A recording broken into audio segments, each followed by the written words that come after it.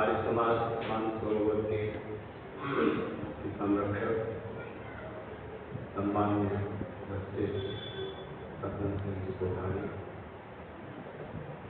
आर्य समाज मानसरोवर के संस्थापक और संरक्षक सम्मान्य श्री अर्जुन साधना, धीरे धीरे चुपचाप सबको देखो, सभी लोग नहीं चलेंगे।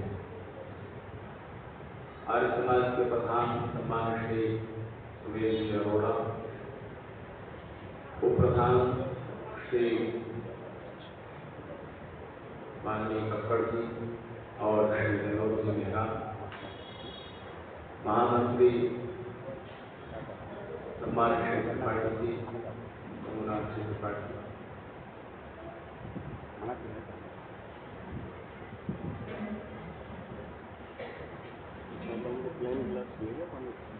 प्लेन पानी चाहिए था। उप मंत्री श्री विठल जी, सम्मान्य श्री मक्कड़ जी और विठल जी से मिला वो आते जरूर रहे होंगे। मित्तल जी फोन आ गए हुए हैं। अच्छा जी, कोषाध्यक्ष श्री ओम प्रकाश जी को, अंतरंग सभा के सभी सदस्यगण और इस आयोजन को सफल बनाने में जुटे हुए सभी कर्मठ कार्यकर्ता वृंद, मेरे आदरणीय आचार्य डॉक्टर कृष्णपाल सिंह जी और दूसरे विद्वान और पिछले 2-3 दिनों से इस कार्यक्रम में पधार रहे सभी विचारशील श्रद्धाशील महानुभाव। मैं अपनी चर्चा शुरू करूं इससे पहले मैं कुछ 2-3 बातें कह देना चाहता हूं जो मुझे अच्छी लगी। एक तो बहुत सी बहनों माताओं ने आज के दिन आने के लिए ड्रेस कोड निश्चित किया और पीली नारंगी केसरिया साड़ी और रंग का ब्लाउज पहन करके आप एक यूनिफॉर्म में जैसी वेशभूषा में आज यहाँ पर आ रही है। ये दृश्य बहुत अच्छा लग रहा है। सम्मान्य गुलशन जी चले गए, काफी तस्वीर थी भी, वो तो संगीत की धारा बहाते ही है, रोज आते ही रहे, लेकिन उससे हट करके पकौड़े खाने के तुरंत बाद या पहले मेरे ख्याल से जितने भी लोगों ने अपने को अभिव्यक्त किया भजनों के माध्यम से, बेटियों ने भी गीत गाए और सबसे अच्छा था विनोद मेहरा जी का अपने टीम के साथ कई लोगों के साथ कोरस में गाया हुआ भजन, और लगता है कि उस भजन के पीछे उनकी कई दिन की तैयारी रही होगी। परमेश्वर ने मनुष्य को शारीरिक सुखों से ज्यादा बड़े और ईश्वरीय आनंद से छोटे बड़े बड़े कई प्रकार के सुख दिए। शारीरिक सुख तो कल मैं आपसे कह चुका हूं कि पशुओं का मनुष्य का लगभग बराबर है। इंद्रियों से जो हम सुख प्राप्त करते हैं लगभग समान है। पशुओं के जीवन में भी है, पक्षियों के जीवन में भी है, मनुष्य के जीवन में। लेकिन उन शारीरिक सुखों से ऊपर उठकर बड़े बड़े सुख परमेश्वर ने पाने के अवसर मनुष्य को दिए। और सबसे बड़ा आनंद तो परमानंद परमेश्वर का आनंद है। वो कई जन्मों की साधना के बाद पूर्ण रूप से होता है, लेकिन थोड़ा थोड़ा उसकी झलक हर व्यक्ति किसी जीवन में पाता है। और उससे जो छोटे सुख हैं वो सबको पाने चाहिए और सब पास सकते हैं। दुर्भाग्य यह है कि लोग, ज्यादातर लोग उसके लिए प्रयास नहीं करते, उस ओर ध्यान भी नहीं देते। उनमें से एक सुख है अपने को अभिव्यक्त कर पाने का सुख, एक्सप्रेशन का। अपने को एक्सप्रेस करने के, प्रकट करने के, मनोभावों को प्रकट करने के बहुत से उपाय हैं। सबसे सरल तो बोल करके हम अपने को प्रकट करते हैं।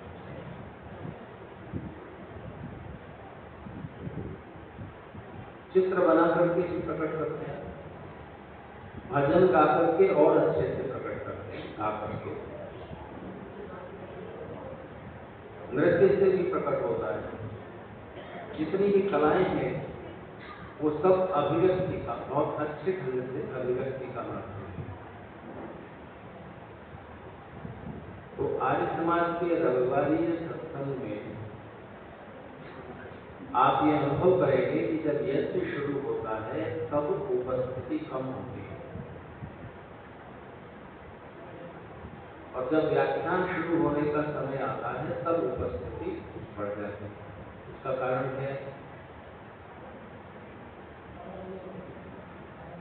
इसका कारण यह है कि यज्ञ में जो आप मंत्र बोलते हैं वो समझ नहीं आते, उनका अर्थ मालूम नहीं। तो जितना परिश्रम आपने मंत्रों को याद करने में किया है उससे आधे से भी कम परिश्रम में उनका अर्थ जान जा सकता है। विश्वांजे सवितर दुर्तानि परात्व यत् भद्रम तन्ना आत्व, इस मंत्र को याद करने में ज्यादा समय लगेगा। इसका अर्थ आप अभी एक बार कहूंगा, आप समझ जाएंगे। विस्तार से आचार्य डॉक्टर कृष्णपाल जी आपको कितना सरल है। ये सरिता देव सब संसार को बनाने वाले परमेश्वर, विश्वानि सारे दुरितानि दुख और उनके कारण परत्व हमसे दूर कीजिए। यह जो भी भद्रम सुख और कल्याण है तब वह न हमें आत्म प्राप्त कराए। याद हो गया? कोई भी एवरेज ब्रेन का व्यक्ति, सामान्य बुद्धि रखने वाला व्यक्ति किसी चीज को पूरे ध्यान से 3 बार पढ़ ले या 3 बार सुन ले तो उसे याद हो जाती है। 1 बार सुनने से भी याद होती है 10-15 मिनट के लिए, 3 बार सुनने से याद होती है 3 घंटे के लिए। 3 घंटे के दरमियान आप 1 बार उसको और मन में रिवाइज कर लें तो वो 3 दिन के लिए याद हो जाएगी। 3 दिन खत्म होने से पहले उसे 1 बार और दोहरा लें, 3 सप्ताह के लिए, 3 सप्ताह के लिए एक और दोहरा लें, 3 महीने के लिए, 3 महीने के लिए एक और दोहरा लें, 3 साल के लिए, और 3 साल में बीच बीच में दोहराते हैं जीवन भर के लिए। तो यज्ञ के मंत्रों का अर्थ समझकर करेंगे, संध्या के मंत्रों का अर्थ समझकर बोलेंगे तो मन लगेगा, ईश्वर से कनेक्ट होगा। नहीं तो मंत्र चीज बोलती रहेगी और मन कहाँ घूमता रहेगा। तो जब व्याख्यान शुरू होता है तो कुछ लोग ज्यादा आ जाते हैं क्योंकि वो समझ में आता है। मैंने आपको ये बात तो प्रसंगवश कही, जो कहना चाहता हूँ वो ये कि प्रायः सब आर्य समाजों के रविवारी सत्संगों में बोलने के लिए अच्छे वक्ता व्याख्याता उपलब्ध नहीं होते। अगर होते भी हैं तो भी एक काम शुरू कीजिए, 1 घंटे का समय जो है यज्ञ के बाद का, उसमें 15 मिनट आर्य समाज के जो सदस्य हैं उनके लिए ही रखिए, तैयारी करके आए, कुछ बोलेंगे, चाहे एक अच्छी कथा सुनाए, एक अच्छा भजन सुनाए, लेकिन थोड़ा तैयारी करके आए, क्योंकि लोगों का समय मूल्यवान है। तो ऐसे ही बोर करने के लिए नहीं बैठते हैं, कुछ ठीक से तैयारी करके आइए, चाहे भजन हो चाहे आपको कुछ सुनाना, और अपने को अभिव्यक्त करने के लिए गुनगुनाने गाने बिना अभ्यास के भी करने के लिए सबसे अच्छी जगह बाथरूम है। वहां गाइए, कोई नहीं रोक रहा, जोर जोर से गाइए। कहीं पर मैंने पढ़ा कि कोई आदमी बाथरूम में जोर जोर से गा रहा हो तो उसके दो कारण होते हैं, दो में से एक, या तो बाथरूम की अंदर से चक्करी खराब है या सर्दी लग रही है, सर्दी का मौसम है, नहाते हुए थोड़ा घबराहट लग रही है। तो कोई भी कारण हो, जोर जोर से गाइए वहां गाने का। और अभी अभी मनोवैज्ञानिक कुछ रिसर्च हुई है कि उससे बहुत अच्छा लगता है, आप कुछ ऐसा गाते गाते सचमुच गायक भी बन सकते हैं। तो बाद में किसी गायक से सीखिए भी, थोड़ा अभ्यास कीजिए और अपने को अभिव्यक्त कीजिए। तो इस तरह अभिव्यक्ति का सुख बारी बारी से सबको मिलने चाहिए। न्यूयॉर्क में 2 आर्य समाज है। एक आर्य समाज के अधिकारियों ने मुझे निमंत्रित किया, तो वो आर्य समाज उन लोगों का है जो इंडियन है। वहां 2 तरह के इंडियन हैं। एक है इंडियन जो अभी अभी माइग्रेट होकर अमेरिका की नागरिकता लेके वहां बसे, वर्किंग वीजा लेके। दूसरे गायनीज इंडियन है, जिनके दादा परदादा 200-300 साल पहले British Guyana, Suriname, Trinidad, Mauritius वगैरह जाकर बचे थे। अब उनकी नई जनरेशन अमेरिका आ गई है, तो वो अपने को गायनीज इंडियन बोलते हैं। उनका भी आर्य समाज है। तो जो इंडियन वालों आर्य समाज है, उसमें गया तो 15 से 20 आदमी, 2-3 रविवार हो गया, 15 से 20 आदमी वहां पर गायनीज इंडियन लोगों के बीच गया तो देखा दूर तक, किलोमीटरों दूर तक गाड़ी की पार्किंग थी, कारों की। तो जिसको दूर पार्किंग मिलेगी वो कैसे आएगा? तो 4-5 कारें घूम रही हैं, जो दूर जिनको पार्किंग मिली उनको लेके आ जाए, और जब जाने का समय होगा तो उनको बिठा दी जाएगी। हर एक महिला सफेद साड़ी या सफेद सलवार सूट में, हर एक पुरुष सफेद पैंट शर्ट या सफेद कुर्ता पजामा। 500-600 लोगों की उपस्थिति, बड़ा हॉल, अपना भवन नहीं होगा। चर्च किराए पर मिल जाता है 2 घंटे के लिए। उनका सर्मन जब होगा उससे अतिरिक्त टाइम में, सैटरडे को संडे को, तो वो किराए पर लेके उसमें सत्संग करते हैं। अब उन्होंने अपना भवन बनाया, तो 500-600 लोग वहां इकट्ठे होते हैं और व्याख्यान कभी कभी होता है। कितने लोग आते हैं, उनके मन में ये श्रद्धा जागी है, ये भावना भरी है वहां के पुराने पुरोहितों ने कि सप्ताह में एक दिन हम सब इकट्ठे होकर परमेश्वर के सामने अपनी बात कहने जाते हैं। सबके हाथ में किताब होती है, हवन की, इंग्लिश में मीनिंग लिखा होता है। तो सबके हाथ में किताब है, तो सब एक मंत्र हर एक के हिस्से में आ जाए कम से कम, ऐसी कोशिश रहती है। आप बोलेंगे एक मंत्र, विश्वास देव, फिर उसका अर्थ पढ़ेंगे इंग्लिश में, बाकी सब सुनेंगे, आंख बंद किए। जैसे आचार्य डॉक्टर कृष्णपाल सिंह जी आज मंत्र बोल रहे थे और सब सुन रहे थे। ऋषि की यही व्यवस्था है, एक विद्वान मंत्र पाठ करेंगे, अर्थ बोलेंगे, बाकी सब ध्यान मग्न होकर सुनेंगे। तो वहां हर एक को अवसर मिलता है। एक मंत्र पढ़ा, फिर उसका अर्थ पढ़ा, फिर जो पास में उससे अगला नंबर वो पढ़ेंगे, अगला मंत्र उसका अर्थ पढ़ेंगे, फिर तीसरा स्वस्तिवाचन, शांतिकरण, यज्ञ के मंत्र, सबको एक एक मंत्र का बोलना है, खुद पढ़ना है अर्थ। तो मंत्रोच्चारण का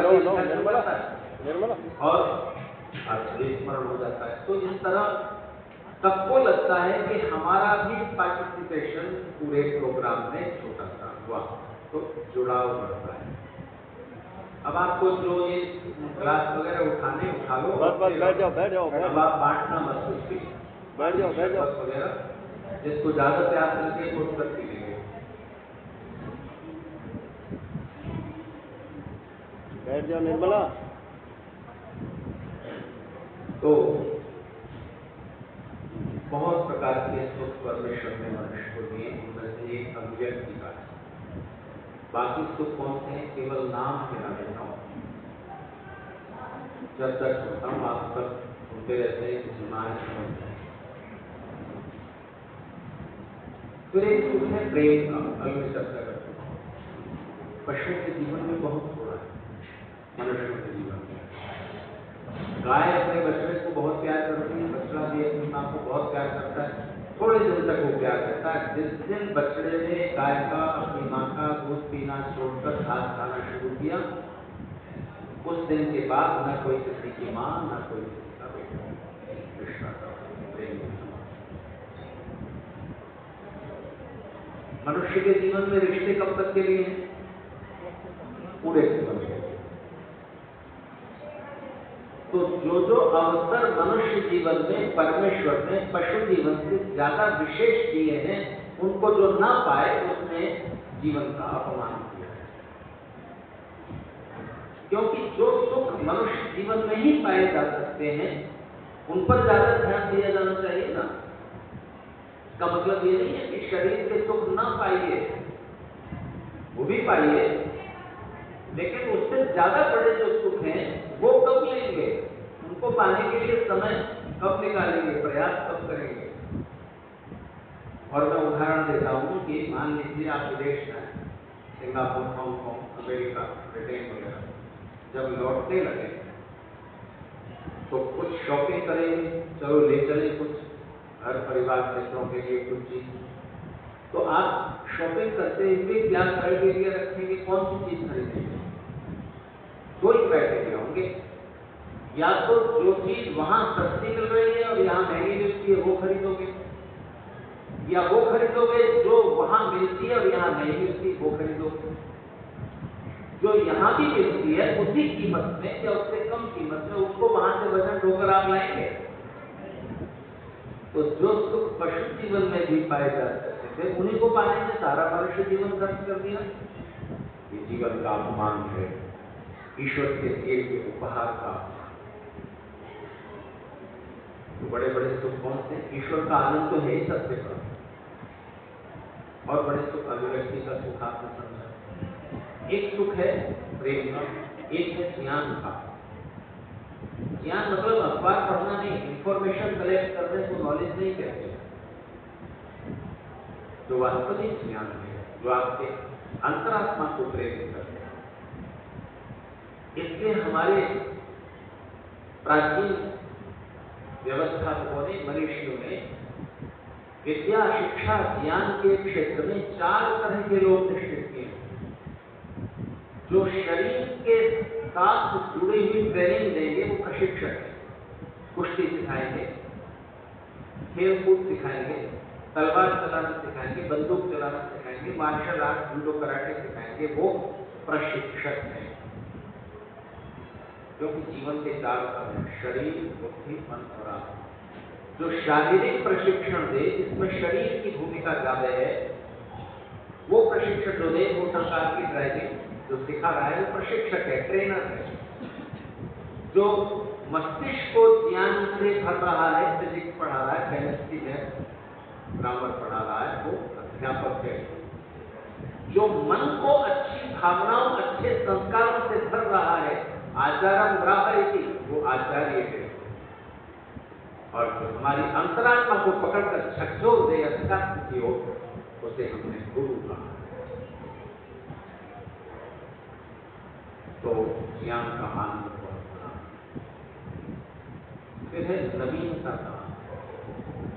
परमात्मा और जीवात्मा के बीच बहुत सारे अंतर हैं।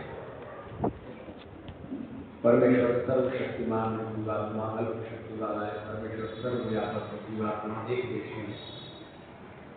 इस तरह के बहुत से अंतरों के बीच एक अंतर है कि परमेश्वर एक रस है, आनंदमय। जीवात्मा एक रस नहीं है, उसको नया नया रस चाहिए, नवीनता रस हो। जो सब्जी आपने दोपहर में खाई वही आप शाम को रिपीट करें, खराब हो जाएगी, इसलिए वो भी खा लो साथ में, पर एक और नई साथ में आप बनाएंगे। अगले दिन दूसरी बात, जो ड्रेस आपने पहन ली 2-4-10 बार, अब आपको नहीं चाहिए, उसी जगह पर जाना। एक श्रीमती जी अपने पति से बोली, मुझे 15-20 नई ड्रेस खरीदी। पति ने कहा कि अलमारी में कितने कपड़े भरे हुए तुम्हारे, कि कई बार तो मुझे लगता है कि घर में बस कपड़े ही मेरी इज्जत करते हैं, क्योंकि जब भी अलमारी खोलो 10-20 कपड़े पैरों में रहते हैं, इतनी इज्जत मिलती है। तो इतने कपड़े नए खरीद के क्या करोगे? तो बोली कि ये सारी ड्रेस 5-5 बार पहन ली और कॉलोनी की सब महिलाओं ने देख ली, अभी पुरानी, अभी तो बिल्कुल नहीं है, अभी खरीदे खुशी नहीं है, लेकिन सबने देख ली ना, 2-3 बार पहने हुए अभी पुरानी, अब नहीं चाहिए। तो पति ने कहा, अच्छा ऐसा करो, देखो हम तो किराए के मकान में रहते हैं, कॉलोनी बदल देते, तो ये पुराने कपड़े सब उस नई कॉलोनी में नए हो जाएंगे। तो आप जिस भाषण को, कविता को, भजन को कई बार सुन चुके, ये जरूर प्रभु हमारे छोड़ दीजिए। बाकी तो आप नया भजन सुनना चाहते हो, पिछली बार है तब भी यही सुना, यही दृष्टांत, यही उदाहरण, इस बार भी वही बात, तो आप नहीं सुनोगे ना, अगर याद है तो नयापन अच्छा होता है, नवीनता।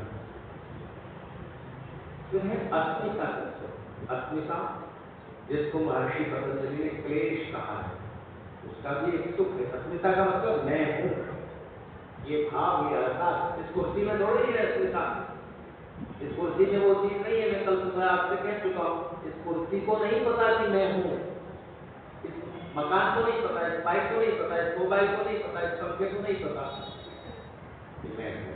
इसमें आत्मा है, जहाँ आत्मा है वहां मैं होने का ज्ञान है, मैं हूँ। तो ये अस्मिता से विस्तार पाती है, और इसको सरल शब्द में समझे तो ये अहंकार के प्रति ईगो व्यक्त। अहंकार व्यक्त हुए ना आपका सुख पूरा नहीं होगा। आपने एक कविता लिखी, जब तक दूसरे सुन न ले और सराहना न कर दें तब तक कविता लिखने का सुख अधूरा। आपने एक गीत की ट्यून बनाई, जब तक उस गीत को आप दूसरों को सुना न दें और दूसरों के सिर झूम न जाए और वाह वाह न हो, तब तक उस संगीत का सुख अधूरा। वरना आगे भी दासपुर में गाओ, मजा पूरा नहीं हो। तो ईगो सेटिस्फेक्शन एक बड़ा सुख है। फिर एक सुख है रचनात्मकता, कुछ भी क्रिएटिव ढंग से करना, इसमें कुछ बुद्धि लगे, मन लगे, कुछ रचनात्मक ढंग से आपने किया। सब्जी भी बनाई तो ऐसी बनाई जो दूसरे नहीं बना सके, या आज तक आपने ऐसी न खाई होगी। मैं जाता हूँ अलग अलग स्थानों पर, तरह तरह के भोजन मुझे खाने पड़ते हैं, तो कई बार सुबह लोग पूछ लेते हैं कि क्या खाएंगे, क्या बताऊं, जो भी आप बनाओगे। तो फिर और भी सुबह लोग पूछ लेते हैं क्या नहीं खाना पसंद है, क्या खाना पसंद नहीं है, वो बता देते हैं। तो मैंने एक जगह एक महिला ने कहा कि मुझे कद्दू पसंद नहीं है।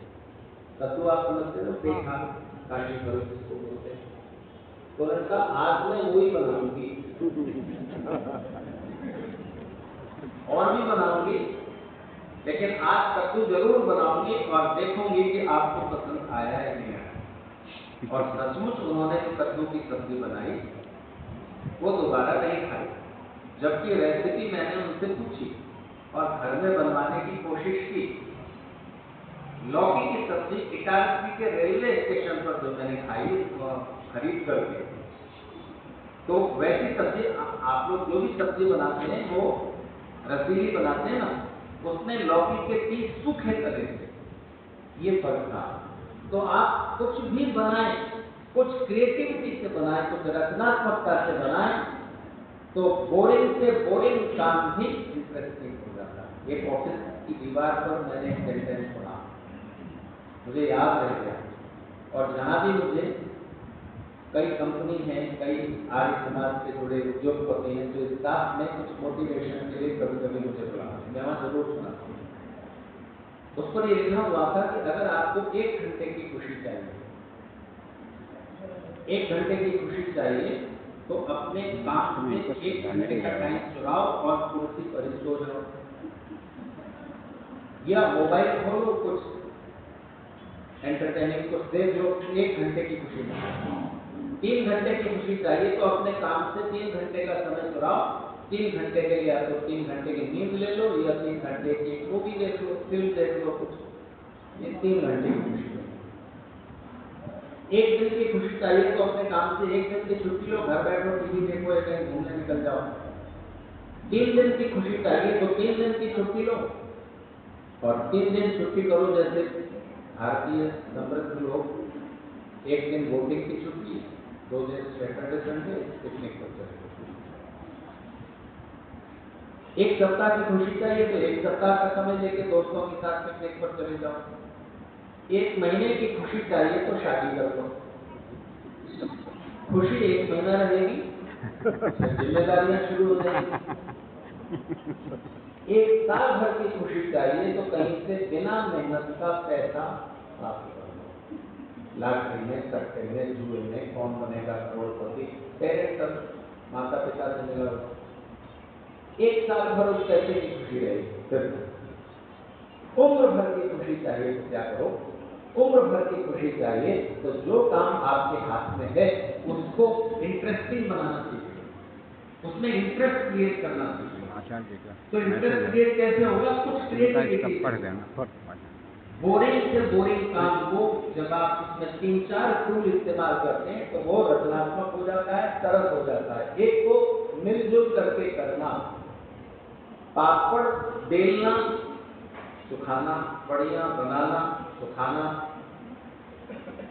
बोरिंग काम 1 महिला की, और 5-10 महिलाएं इकट्ठी होकर बना रही हैं, तब आज इनके घर की बन रही है, तब उनके घर की। ये सुख पहले छोटे शहरों में था, अब शहर बड़े हो गए, मकान बड़े हो गए, और लोगों के बीच का स्पेस हो गया।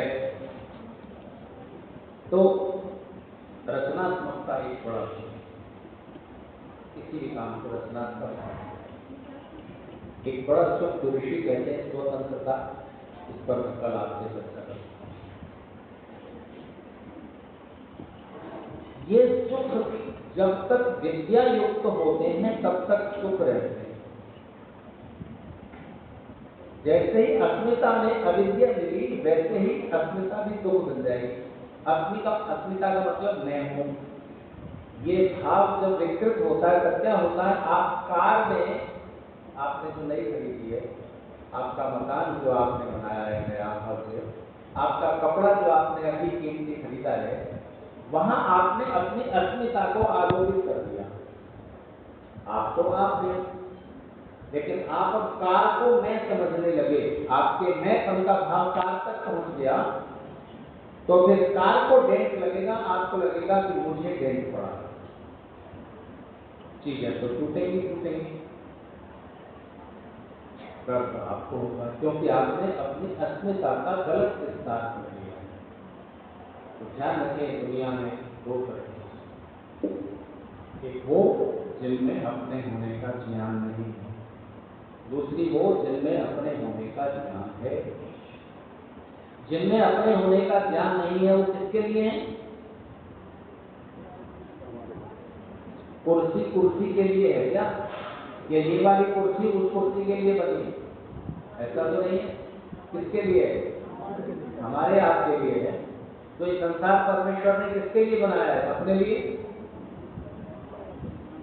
परमेश्वर इस संसार की कोई भी सुखद से सुखद चीज इस्तेमाल करते पाए गए?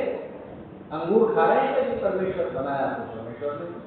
आम खा रहे हैं, अनार खा रहे हैं? नहीं। तो ये अनार आम के लिए और आम अंगूर के लिए ऐसा है क्या? ये एक दूसरे को एंजॉय कर रहे हैं? नहीं। तो ये किसके लिए है? हमारे आपके लिए है। तो ये सब चीजें हमारे आपके लिए हैं, हमारे आपके सुख और आनंद के लिए। भोगात्मर्थम दृश्यम, परमेश्वर ने जगत की रचना हमारे आपके सबके लिए की, सबके सुख के लिए। तो जो लोग ये कहते हैं कि संसार दुखों से भरा हुआ है, उन्होंने संसार को, जीवन को, जगत को ठीक से समझा ही नहीं है। दुख है जगत में, हमारे ही कारणों से उपजता है, लेकिन कितना भी दुख हो तब भी ऋषि दयानंद के अनुसार इस पूरी सृष्टि में हमेशा सुख की मात्रा ज्यादा है, दुख की मात्रा कम है। और एक एक इंसान के जीवन में भी सुखों की मात्रा ज्यादा है, दुखों की मात्रा कम है। तो ये जो बेजान चीजें हैं किसके लिए हैं? ज्ञानवान जो जीवात्मा है उनके लिए। तो बेजान चीजें किस लिए हुई, जल्दी बोलिए। बेजान चीजें आम, अंगूर, केला, मकान, दुकान, कार, कुर्सी वगैरह सब इस्तेमाल करने के लिए है। और चेतन जीवात्मा किस लिए है? ये प्रेम करने के लिए। हम में से ज्यादातर लोग उल्टा करने लगते हैं, चीजों को प्यार करने लगते हैं और लोगों को इस्तेमाल करते हैं।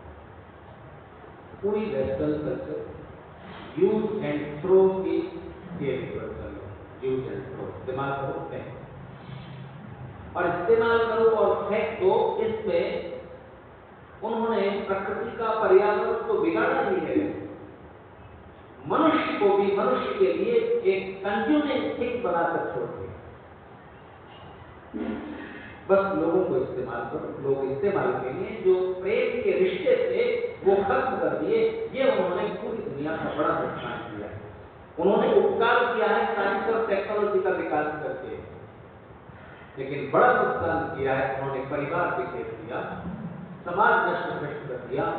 भीड़ में इंसान अकेला हो गया, सड़क पर भीड़ है, ऑफिस में भीड़ है, समुद्र किनारे भीड़ है, सैटरडे संडे की भीड़ है, भीड़ में मनुष्य अकेला है, कोई किसी को दिल की गहराई से प्रेम नहीं करता। परिणाम है 40% लोग अमेरिका में ऑफिस में काम की ओर करने से पहले एक एंटी डिप्रेशनल टैबलेट, प्रोजेक्ट की टैबलेट जो बहुत पॉपुलर है, उसकी एक डोज लेकर डिप्रेशन।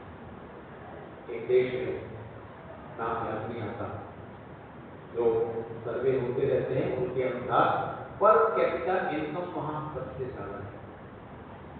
पर कैपिटा, प्रति व्यक्ति आय, आमदनी सबसे ज्यादा है, पूरी धरती के सब देशों से ज्यादा है। और सब देशों से ज्यादा आत्महत्या की दर वही है। कॉलोनी क्लिनिक खुले हुए हैं ताकि ऐसे जो सिखाते हैं कि आसानी से कैसे मरो, आत्महत्या करने के सरल तरीके बोर्ड लगे हुए। हद हो गई, किधर ले जा रहे हैं तो मनुष्यता को? सुख चाहिए, ये बात बड़े न जाने कितनी चीजें इस्तेमाल करने के लिए लोग प्यार करते हैं। लोगों को भी उपयोग में लीजिए, पर उसमें प्रेम का मिश्रण होना चाहिए। अभिव्यक्त करें अपने, आपके मन की सारे इमोशन, सेंटिमेंट अभिव्यक्त होना चाहिए और डिजायर तृप्त होना चाहिए, इच्छाएं तृप्त होना चाहिए, भावनाएं प्रकट होना चाहिए।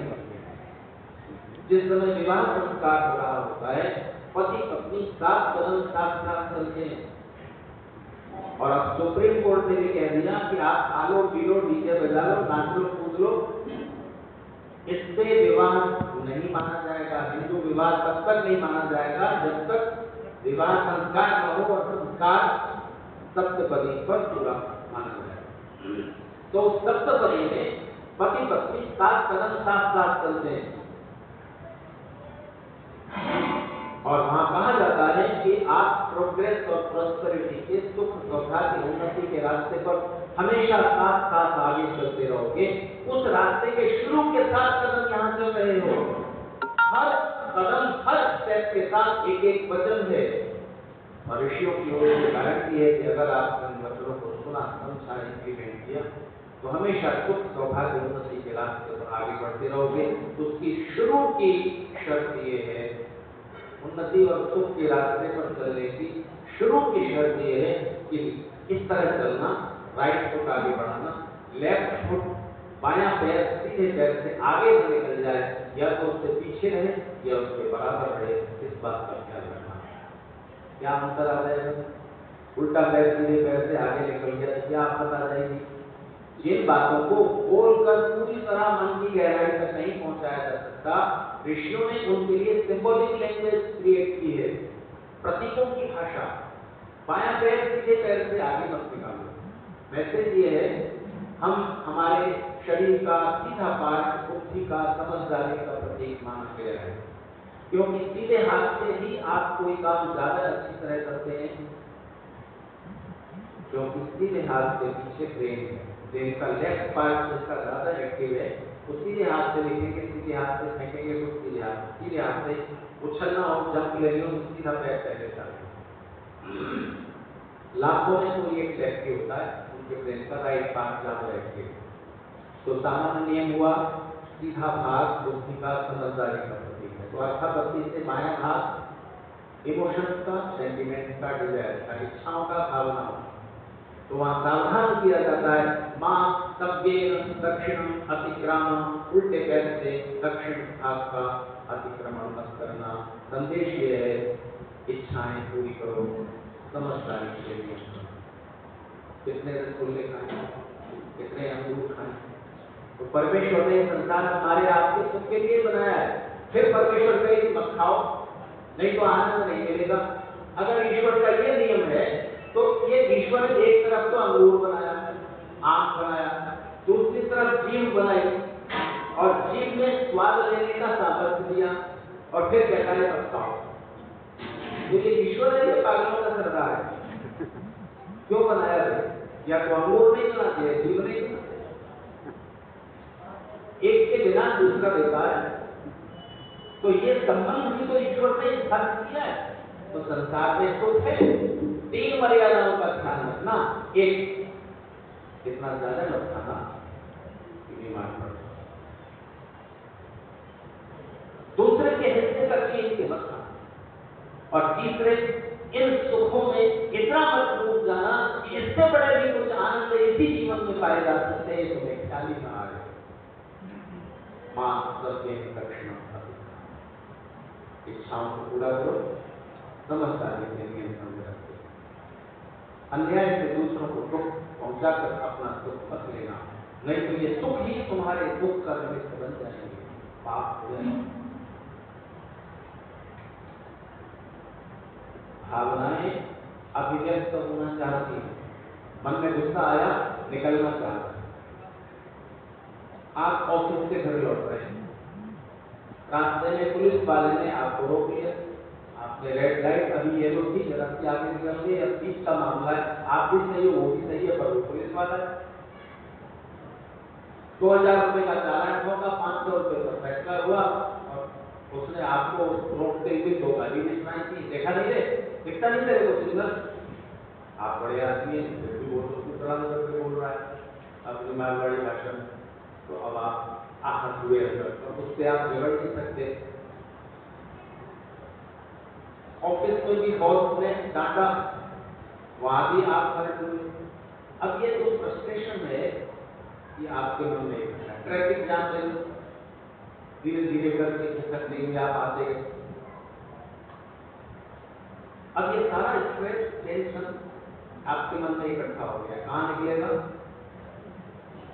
पत्नी ने सब्जी में नमक जरा सा ज्यादा कर दिया है, डालना भूल गई, चीनी में ना चीनी ज्यादा हो गई है। लोग अभी तक तुम्हें आप कर लेंगे, ऐसी तरीकाओं में रोज सब्जी बनाती है, उसके साथ नमक कर दी। अब ये गुस्सा जो भड़क रहा है ना, ये प्रकट होना चाहता है। अब वहां तो गुस्सा निकाल नहीं सकते थे, बॉस के आगे, पुलिस वाले के आगे, कहाँ निकालें? अच्छा, पत्नी के भी तो दिन भर में बड़े सारे स्ट्रेस इकट्ठे हो जाते हैं। महिलाओं को तो दूसरे की सुंदर साड़ी देख के स्ट्रेस हो जाता है, भारी समस्या है। तो अब वो स्ट्रेस कहाँ निकलेगा? पति मिल जाते नहीं, तो बहुत सारी समस्याएं रहती हैं बच्चों की, यहाँ की, माँ की। तो उनको भी मौका मिलता है किसी दिन। आने में देर हो गई।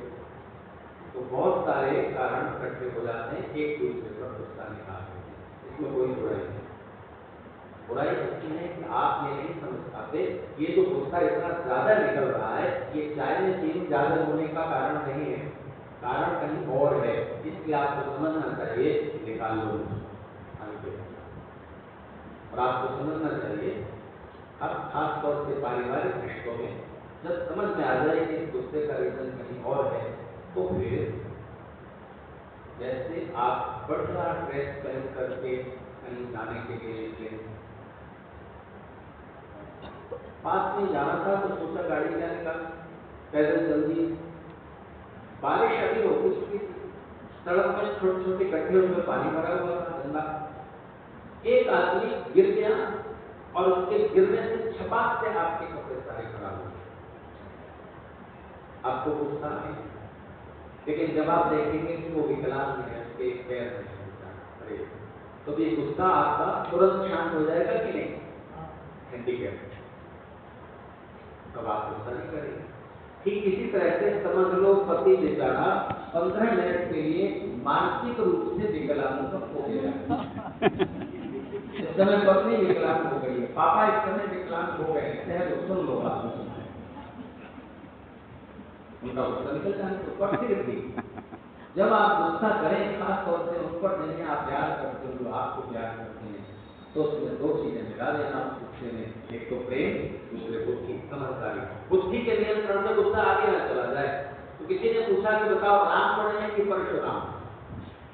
प्रोफेसर उत्तम चंद्र शरद ये बात बनाया करते थे, बड़ी अच्छी संदेश देने वाली बात है। राम पढ़े हैं कि परशुराम?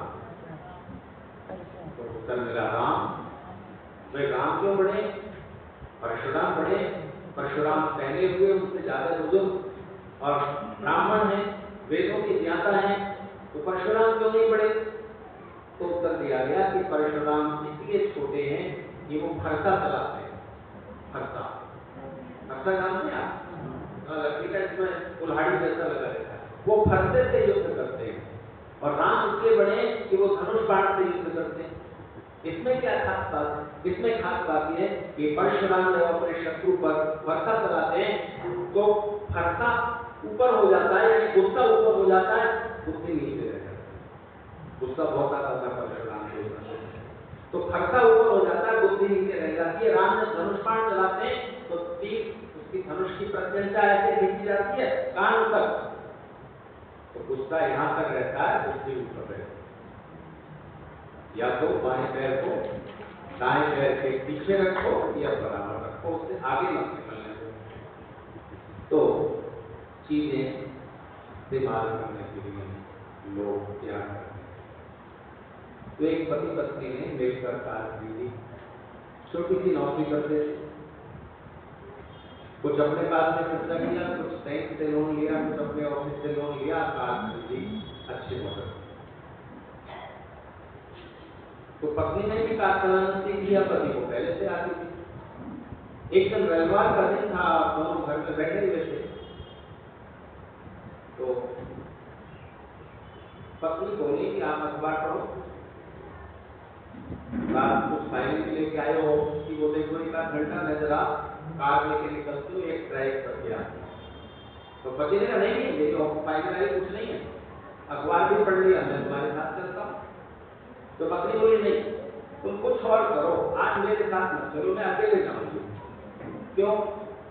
मैं साथ चलूंगा तो क्या परेशानी है? बोले तुम साथ बैठते हो कार में बगल की सीट पर और मैं ड्राइव करती हूँ, तो तुम बराबर रोकते टोकते रहते हो। अरे देखो आगे स्पीड ब्रेकर है, गाड़ी धीरे करो, इतनी तेज स्पीड नहीं, देखो लेफ्ट मोड़ना है, टर्न मोड़ है, गियर बदलो, ये वाला फर्स्ट गियर पड़ेगा। अरे भाई मैं ठीक करूँ, जैकेट अच्छी हो गई, अब तुम्हारे इंस्ट्रक्शन मुझे मैं अकेले। पति इतनी बात करते करते बाहर आ गया था, उन्होंने कहा अच्छा ठीक है जाओ। सीट पे बैठने लगी तो पति बोले सीट बेल्ट तो लगा लो, बोले अभी 15 मिनट में आती हूँ, सीट बेल्ट लगा लो। बोले इसकी बात मान लो, सीट बेल्ट लगा लो। देखो अब आगे तो रोकना टोकना है नहीं, मैं तुम्हारे साथ नहीं चल रहा हूँ, एक चीज मान, सीट बेल्ट लगा। पति ने सीट बेल्ट लगा। फिर पति ने कहा मोबाइल भी साथ लेना, तो पत्नी बोली बोला ना अभी आ रही। तो पति ने कहा कि मोबाइल का मतलब ये है कि जब आप मोबाइल हो, यानी ऐसे मूव कर रहे हो, इधर उधर घूम रहे हो, तो मोबाइल फोन साथ में रखो, कोई बात हो जाए तो संदेश दे दो, तो मोबाइल रखो। अच्छा रखो, तो बगल की सीट पर पति ने मोबाइल रखा, ये चली, गाड़ी को स्पीड दी और अनहोनी हो गई, बैलेंस बिगड़ गया और एक बड़े झाड़ से पेड़ से टकरा, तो सीट बेल्ट बांध रखी पति के पहले से, इसलिए इनको कुछ नुकसान नहीं हुआ, कार को बहुत डैमेज हुआ और नुकसान हुआ। अभी तो 2-4 किस्तें गई थी कार, अब पत्नी को बड़ा हो गई, एक तो ये की कार टूट गई, दूसरा तो ये इससे भी बड़ा था, ये क्या करेंगे, ये तो आप समझते, ये क्या करेंगे। तो कुछ देर तो उदास बैठी रही, फिर सोचा कि अब क्या करें, अब सूचना तो देनी है, अच्छा हुआ पति ने मोबाइल रख दिया, तो अब इन्हें बताऊं कि भाई देखो ले जाओ यहाँ से, कार ले चलो, गैराज में डालो, मुझे ले चलो। तो फोन उठाया तो देखा फोन के नीचे एक कागज है, उस पर पति की हैंड राइटिंग में, उसके हस्तलेख में कुछ लिखा हुआ है, ये क्या लिखा है, तो चिट उठाई तो उस पर जो बात लिखी थी पति ने लिखा था, माय डियर, अगर कुछ ऐसी ऐसी बात हो जाए तो हमेशा याद रखना मैं तुमको प्यार करता हूं, काल को नहीं।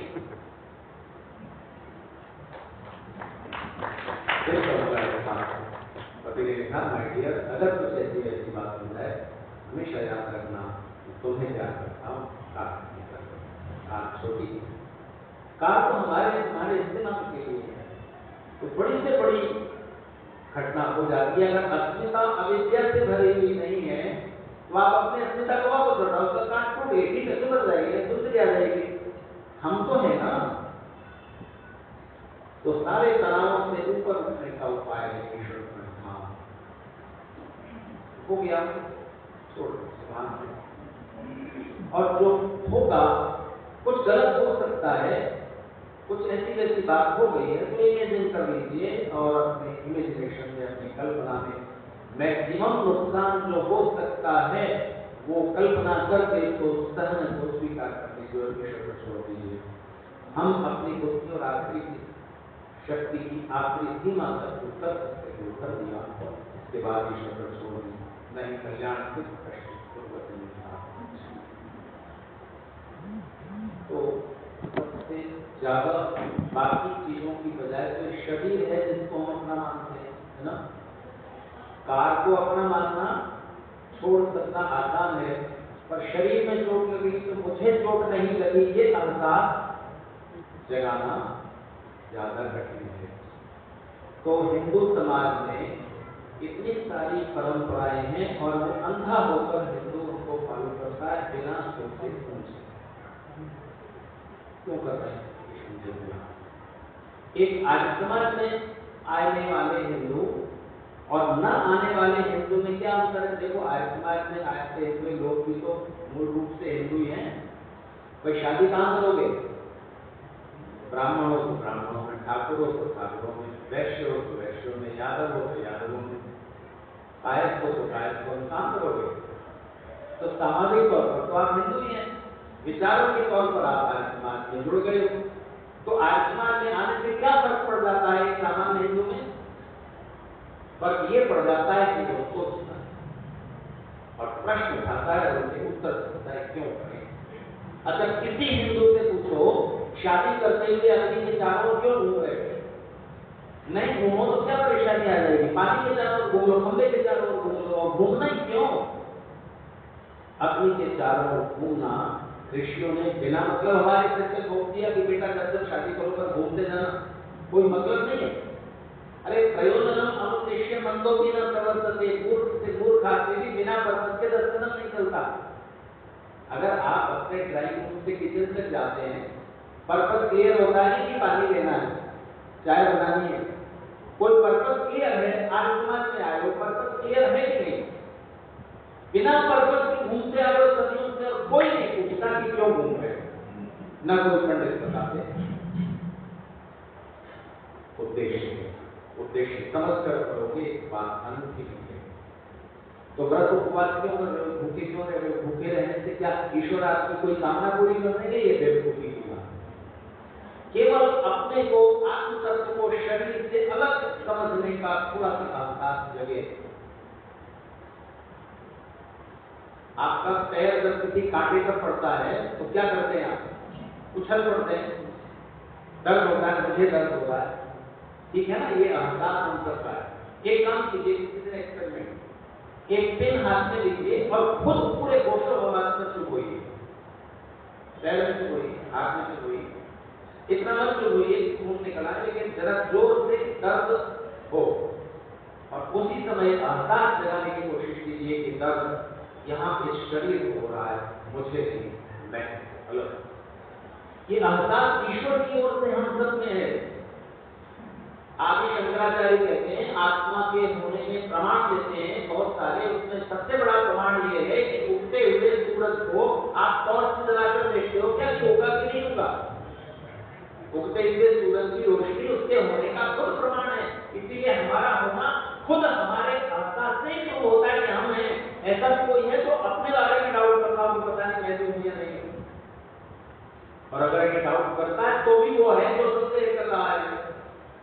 इससे आगे की बात सुनिए, हमारा होना हमारे एहसास से प्रमाणित होता है। इस कुर्सी को नहीं पता कि मैं हूँ, हमारे अंदर वो चीज है जो महसूस करती है कि मैं हूँ, लेकिन वही चीज ये भी महसूस करती है कि मैं शरीर से अलग हूँ। कैसे?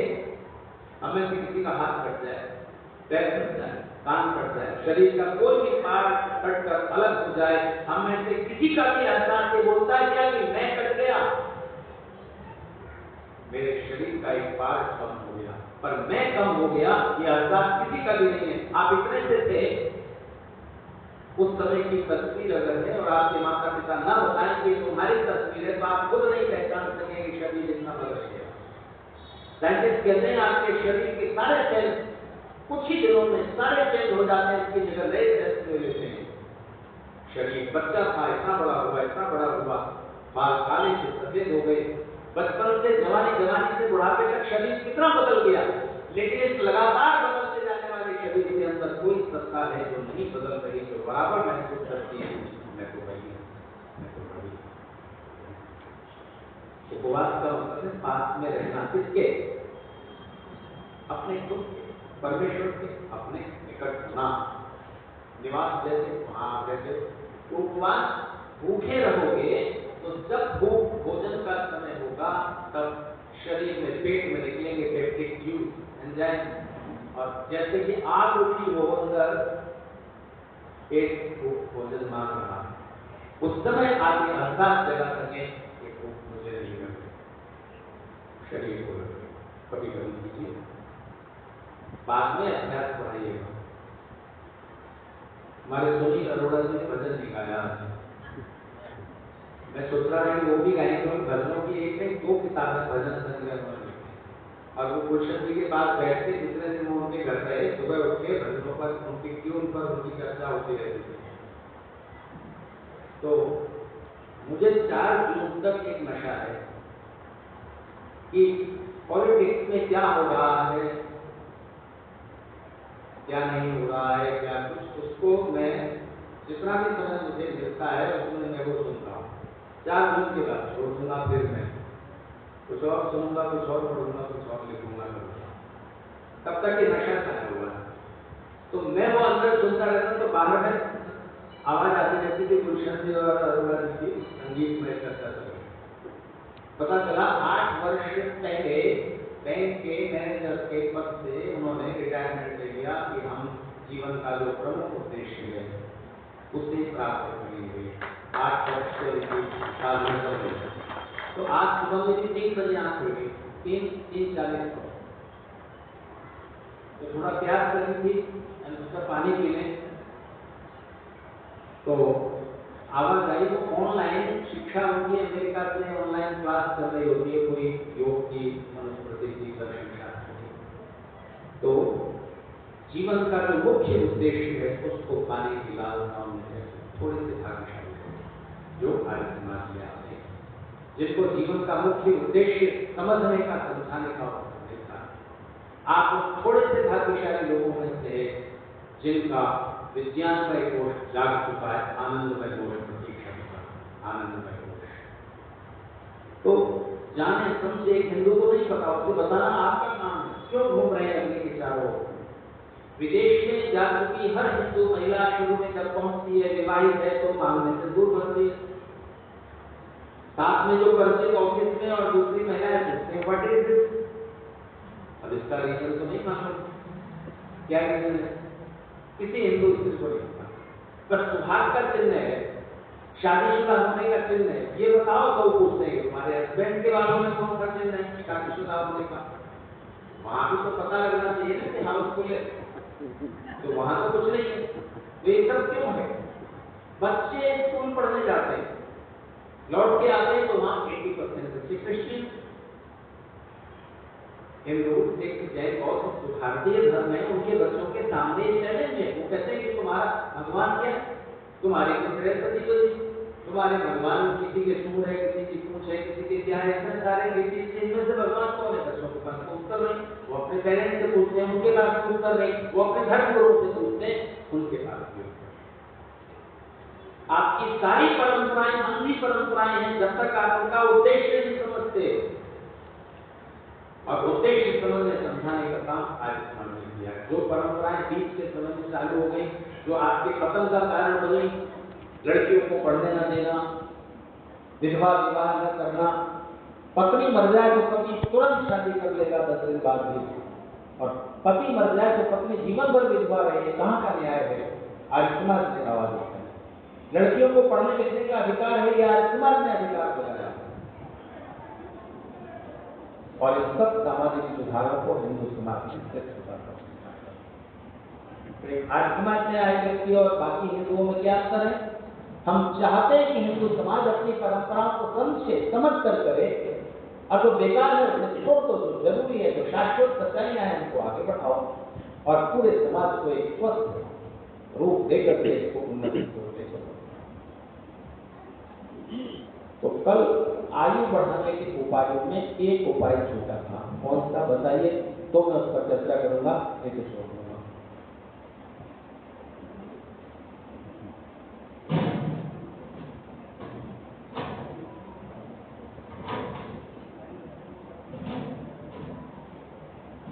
कल कितने उपाय बताए थे, उनमें से एक आप बता दें, तो मैं समझूं कि आप सचमुच सुन रहे हो।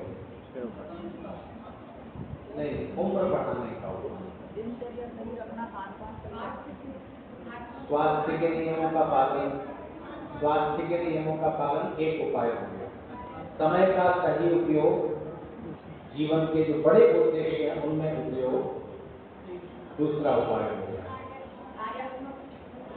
हाँ ठीक, वो ठीक, आपको याद है, बहुत अच्छा। अब मैं कह सकता हूँ, देवा न आयु प्रतिरंतु जीवते, देवगण हमें आयु दें। कौन से देवगण? हम सब एक दूसरे की आयु बढ़ा सकते हैं और एक दूसरे की आयु घटा सकते हैं। पत्नी चाहे तो पति की आयु बढ़ा दें, उनके खान पान का ध्यान रखें। और अच्छी पत्नी कोई पार्टी में साथ गई हो और पति को डायबिटीज है, मजा ले उनके रहते हुए मिठाई खाने, नहीं खाने देंगे, प्रेम करती है ना, आयु क्यों घटे गई? तो और जिंदगी भर लड़ झगड़ के उनसे तो कुछ नहीं हुआ, ये तो मैं थी जिसने तुम्हारे जैसे इंसान का साथ निभा दिया वगैरह वगैरह, कैसे कैसे आयु कम कर, पति भी पत्नी की आयु बढ़ा देंगे, कम कर देंगे। तो वेद में जब जातकर्म संस्कार होता है, जातकर्म संस्कार यानी बच्चे का जन्म हुआ उसके बाद जो पहला संस्कार होगा वो जातकर्म संस्कार है। उससे पहले गर्भावस्था है, कौन समझते हैं? तो जातकर्म संस्कार में उस बच्चे की आयु की प्रार्थना के कुछ मंत्र हैं जो हर जन्मदिन पर भी बोले जा सकते हैं। आज आचार्य डॉक्टर कृष्णपाल सिंह जी ने किसी बच्चे का जन्मदिन था, उसकी दीर्घायु के निमित्त उन प्रार्थनाओं के साथ उनमें ये कहा गया है, ये अग्नि लंबी आयु वाला है क्योंकि समिधाएं इसको लंबी आयु वाला बनाती है, ऐसी लंबी आयु में प्राप्त हो। जिस तरह ऋषि लंबी आयु वाले हुए अपने व्रतों का पालन करने से वो लंबी आयु वाले हुए, ऐसी लंबी आयु में प्राप्त हो। जिस तरह हमारे पूर्वज, हमारे एंसेस्टर्स लंबी आयु वाले हुए, वैसी लंबी आयु को प्राप्त हो। पितर पूर्वज लंबी आयु वाले क्यों हुए? ऋषियों ने व्रतों का पालन किया इसलिए वो लंबी आयु वाले हुए। अग्नि संहिताओं के कारण लंबी आयु वाला है। ज्ञान बुद्धिजीवियों के कारण लंबी आयु वाला है। समुद्र नदियों के कारण लंबी आयु वाला है। यज्ञ दक्षिणा के कारण लंबी आयु वाला है। हमारे पितर स्वधा के कारण लंबी आयु वाले हुए। ऐसी लंबी आयु तुम्हें प्राप्त हुई। स्वधा का मतलब होता है नई पीढ़ी के द्वारा दी गई पितरों को तृप्ति। अपने माता पिता दादा दादी की उम्र बढ़ाना चाहो, बढ़ा सको। एक काम कर दो, एक तो अपने जीवन की प्रगति से उन्हें तृप्त और संतुष्ट करो। उससे जो उनके मन पर प्रसन्नता का भाव जाएगा, उससे उनकी आयु बढ़ेगी। दूसरे, कभी जब बड़े हो जाओ तब उन्हें अपने व्यवहार से, अपनी बातों से, अपनी जुबान से हर्ष मत करना, जिससे उनकी उम्र कम हो जाए। दक्षिण भारत के संत तिरुवल्लुवर ने कहा है, बताओ दुनिया में सबसे मीठी आवाज किसकी है? बांसुरी की, सितार की, वीणा की, मृदंग की, या सबको मिलाकर बजाओ उसकी? वो कहते हैं बांसुरी की आवाज बहुत मीठी है, सबसे मीठी है। बांसुरी की आवाज, सितार की आवाज, वीणा की आवाज उन्हीं को सबसे ज्यादा मीठी लगेगी जिन्होंने अपने बच्चे की तोतली बोली नहीं। दुनिया की सबसे मीठी आवाज आपके बच्चे की, और दुनिया की सबसे कड़वी आवाज किसकी है? दुनिया की सबसे कड़वी आवाज होती है युवा पीढ़ी के सदस्यों की। जब वो सज्ञान हो गए, पढ़ लिख गए, अपने पैरों पर खड़े हो गए, उसके बाद अपने माता पिता दादा दादी बड़े लोगों को चीख कर रिएक्ट करते हुए कड़वा उत्तर। दुनिया की सबसे कड़वी आवाज। ऐसा मत करना, उम्र कम हो गई, कर सको तो सेवा कर दो। जितना प्रेम आपके बचपन में आपके माता पिता ने आपको दिया, उतना प्रेम, निस्वार्थ प्रेम, अनकंडीशनल लव, श्रद्धा, सेवा, शुश्रूषा बनाकर वापस कर देना, ऋण मुक्त हो जाओगे। सेवा करने के लिए आप नौकर रख सकते हो, आपके पास समय नहीं, उठा देगा, बिठा देगा, दवाई दे देगा, कपड़े धो देगा, मसाज कर देगा। शुश्रूषा तो उन्हें करनी पड़ेगी जिनके सामने वो अपने को प्रकट करना चाहते हैं। कोई तो पूछे दिल का हाल, प्रेम का एक स्पर्श देकर सकता, पापा कैसे कर लेते, माँ कैसे कर लेते, ठीक तो बैठ कर उनके मन का हाल पूछे। वो अभिव्यक्त करना चाहते हैं, अपने अनुभव शेयर करना चाहते हैं, अपनी पुरानी यादें बताना चाहते हैं, अनुभव देना चाहते हैं अपने बच्चों को। आप पास नहीं बैठे सकते, ऋण रह जाएगा, उनकी आयु पास बैठोगे, प्रेम का स्पर्श दोगे, सेवा करवा लो दूसरों से, पर उनकी सुनो। वेद ने कहा है जीना, जीने के उपाय बता दिए। देवगण हम सब देव हैं। अच्छा, आप गाय पालोगे, भैंस पालोगे, उसकी सेवा करोगे, दूध निकालोगे, आपका 2 घंटे का समय दोनों टाइम हो जाएगा। एक दूध वाला भैंस पालता है, मोटरसाइकिल पर दूध लाकर आपके घर दे जाता है, उसने आपको जीवन दिया कि नहीं? जीवन बढ़ाया कि नहीं? 2 घंटे का समय बचाया है ना। आपको जुकाम हो जाए, फिर बुखार हो गया, फिर पेट खराब हो गया, फिर हार्ट में कुछ हो गया, किस डॉक्टर के पास जाते हो? डॉक्टर के पास जाते ना, हर बीमारी का इलाज खुद समझोगे, इलाज करोगे, कितना पढ़ना पड़ेगा? फिर मकान बनाना है तो कोई आपका मकान बना देता है, कोई आपकी बीमारी का इलाज कर देता है, कोई आपके बच्चों को, कोई मैथ पढ़ा रहा है, कोई फिजिक्स पढ़ा रहा है, केमिस्ट्री पढ़ा रहा है, कोई अंग्रेजी पढ़ा रहा है, कोई कुछ पढ़ा रहा है, कोई आपके लिए कपड़ा बना रहा है, कोई सड़क बना रहा है, कोई बिजली बना रहा है। इन सबके किए हुए कार्यों से अगर ये सब काम आपको अपने लिए खुद करने पड़े तो सारी उम्र इन्हीं में बीत जाएगी। सब सबका सुख बढ़ा रहे हैं और जीवन का समय बच रहा है, ताकि आप कुछ और सुख और आनंद का काम कर सकें। ये ऋण है, सामाजिक ऋण है। ऋषियों ने देव ऋण कहा है, कैसे उतरेगा? अपने हिस्से का काम ईमानदारी से कर दो, क्योंकि आप जो कर रहे हो उसका प्रभाव दूसरों पर पड़ेगा ना। इस तरह करो कि दूसरों का सुख बढ़ जाए। वो भाव मन में लाकर करना कि इस काम से दूसरों का सुख बढ़ेगा। वो काम कौन ले जाएगा? जो काम दूसरे का सुख बढ़ाने का विचार मन में लाकर किया जाता है, वो काम यज्ञ बन जाता है, पुण्य बन जाता है, भक्ति बन जाता है। स्वकर्मा समर्थ्य सिद्धिं। मैं तो एक उदाहरण दिया करता हूँ इस बात को समझाने के लिए। यूट्यूब पर पता नहीं किसने मेरे भाषण रिकॉर्ड करके डाल दिए, मुझे नहीं मालूम, मैंने सुने भी नहीं। कुछ बातें उनमें पड़ी होंगी। मैं मुंबई से एटा तक की मेरी यात्राएं महीने में 2 हो जाती थी, अब थोड़ा कम हो गई। तो मैं पंजाब रेल से चलता था, उन दोनों पंजाब रेल का आपसे राजधानी के लिए आगरा आने के लिए फिरोजपुर जाता है पंजाब में, तो अक्सर लेट हो जाता है, राइट टाइम में आगरा नहीं पहुंचता। तो होली से पहले वाला दिन था, और होली के दिन और होली के 2 दिन बाद तक हमारे उत्तर प्रदेश के कुछ इलाके में सारी सड़कें सुनसान हो जाती है, न कोई कार चलती मिलेगी, न कोई ट्रक, न कोई बस, कुछ नहीं। जहाँ अटक गए वहीं अटके रहो 3-4 दिन तक। होली से पहले वाला दिन पंजाब में लेट हो गया, आखिरी बस 7 बजे निकल जाती थी। मैंने ऑटो किया, मैंने कहा कि भाई मुझे जल्दी पहुंचा दो, बस पकड़नी, उसका 50 रुपये लूंगा, मैं 60 दूंगा। मैं बोला तू बस पकड़वा दे। उसने तेज भगाया ऑटो, और ऑटो तेज ले जा करके बस आखिरी निकली थी बस स्टैंड से, उसने बस ऑटो को बस के आगे लगाया। मैं बैग उठा के निकला, मैं तैयार हो गई बस।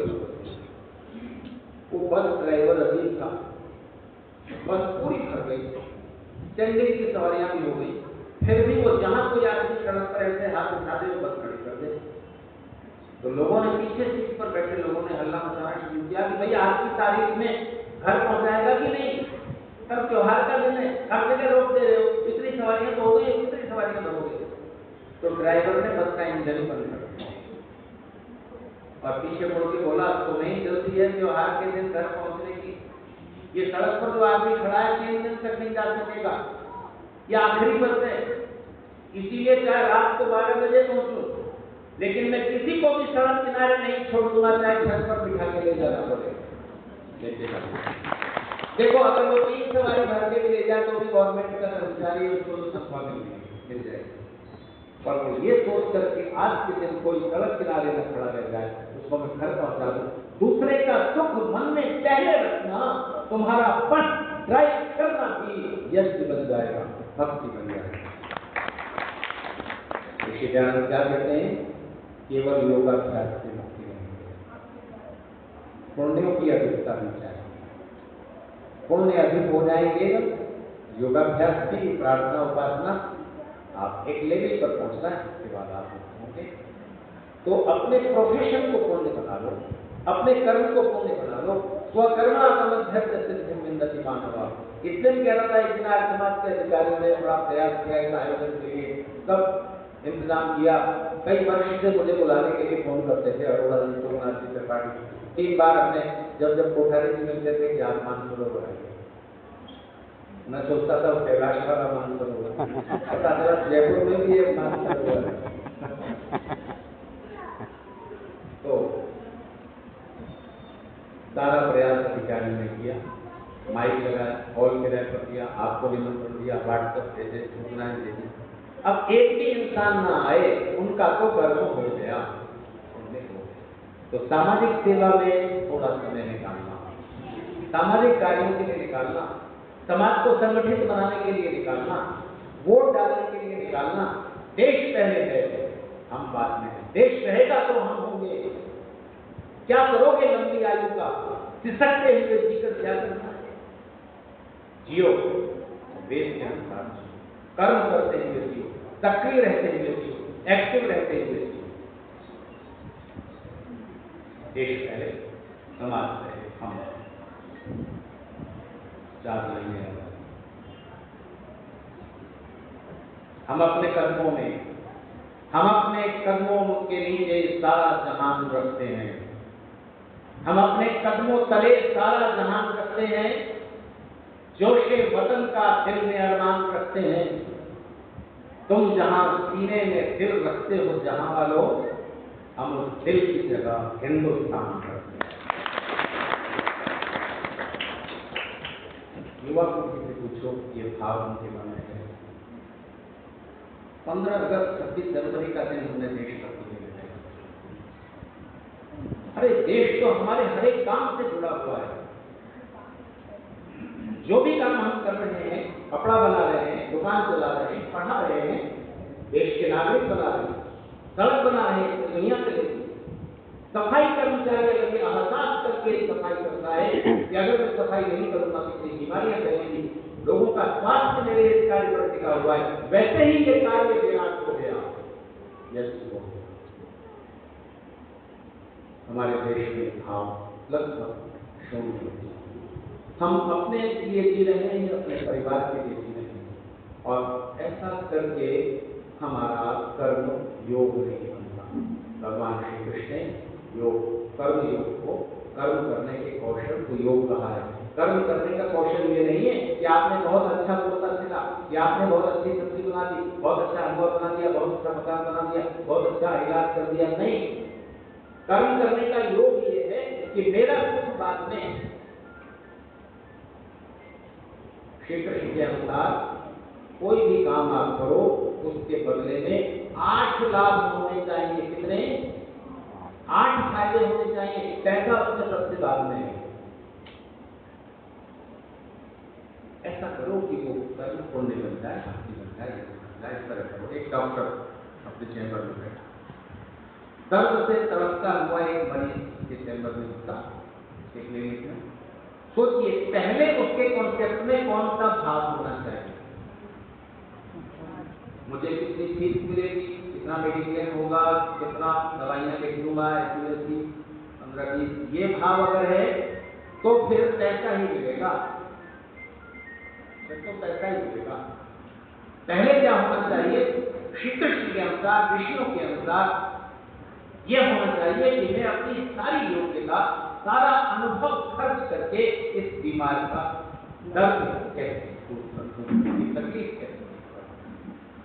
चीज तो मिलेगी, लेना जरूर ले, कंसिडर कर लेना। कोई गरीब है तो वो अलग बात है, दे सकता है तो लो, पूरी चीज लो, लेकिन बाद में वो ख्याल, बाद में पहले मैं उसका दर्द कैसे ठीक कर दूं। इस काम के बदले में मुझे तो मिलेगा पैसे की शक्ल में, मेरे लिए वो बात की बात है। पहले मैं इसका दर्द दूर कर दूं, पहले मैं इसका दुख बढ़ा दूं, ये ख्याल पहले रखकर आप कोई भी काम करते हैं, आपको 8 लाभ मिलते हैं। पहले पुण्य, वो काम पुण्य बन गया, क्योंकि भाव बदल गया ना। दूसरे के लिए, दूसरे के सुख के लिए किया गया कर्म ही तो पुण्य होता है। और जिस कर्म का प्रभाव दूसरे पर पड़ेगा, उसको आपने दूसरे का सुख पहले रख कर किया, कैसे मिलेंगे? अभी उसका पुण्य बन गया। इस काम को आप प्रसन्न मन से करोगे, और नहीं होंगे। वो आदमी आपका प्रशंसक बन के जाएगा। उन डॉक्टर के पास जाना, उस अध्यापक के पास जाना, बहुत अच्छा पढ़ाते हैं, 10 लोगों को बताएगा उनके पास जाओ, बिजनेस पढ़ो, आनंद मिला और पैसा भी मिला। इत्यादि 8 लाभ हो जाते हैं कोई काम अच्छे ढंग से पुण्य का भाव करके यज्ञ रूप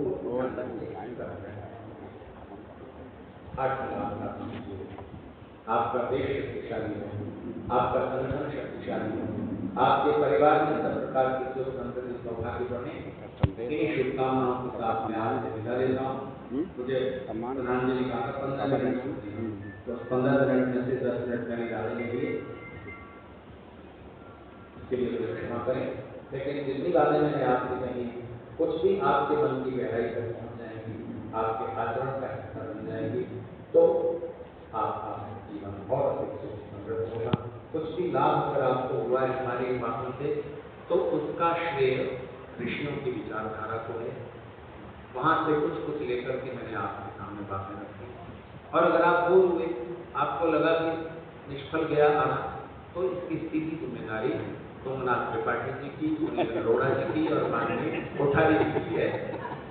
इनसे बात कर लीजिए आप। मैं तो आपकी जीत से विदा ले रहा हूँ। और आप सब, मैं कल मैंने कहा था कि देखता हूँ आज समाज से कितना प्यार है, कितने लोग आएंगे कल वर्किंग डे। आप कल से ज़्यादा संख्या में आए, इसके लिए भी मैं आपका धन्यवाद करता हूँ। एक सुंदर आयोजन में सम्मिलित होने से मुझे भी बड़ी प्रसन्नता हुई।